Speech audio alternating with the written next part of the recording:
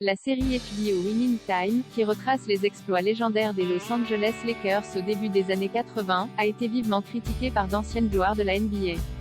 La série Winning Time n'a pas seulement mis fin à l'amitié entre Will Ferrell et le réalisateur Adam McKay, puisqu'elle a également énervé plusieurs anciens joueurs emblématiques des Lakers.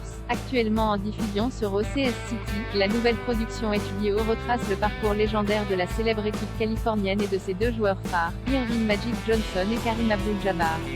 Adapté du best-seller Showtime, Magic, Kareem, Riley, and the Los Angeles Lakers Dynasty of the 1980 secondes de Jeff Berman, la série dresse également le portrait de personnages hauts en couleur ayant eux aussi participé à l'épopée grandiose des Lakers, les anciens joueurs Pat Riley et Jerry West, le coach Jack McKinney et son adjoint Paul Dested, ou encore le propriétaire de l'équipe Jerry Buss. Salué par la critique et d'or et déjà renouvelé pour une seconde saison, Winning Time a néanmoins fait parler d'elle suite aux critiques émises par plusieurs anciens Lakers. En premier lieu l'ancien meneur et coach Jerry West, dont la silhouette a inspiré le célèbre logo de la NBA.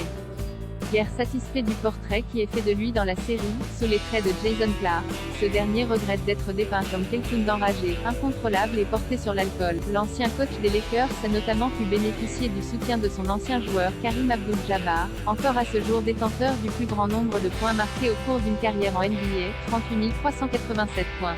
Au lieu d'explorer ses problèmes avec compassion pour mieux comprendre l'homme, ils en ont fait un dessin animé. Bien sûr, ces actions font des moments dramatiques, mais ça sent l'exploitation facile de l'homme plutôt que l'exploration du personnage, a déploré ce dernier dans un communiqué envoyé à la presse américaine. La chaîne HBO n'a pas souhaité présenter d'excuses, préférant au contraire défendre le travail de ses scénaristes et de ses comédiens.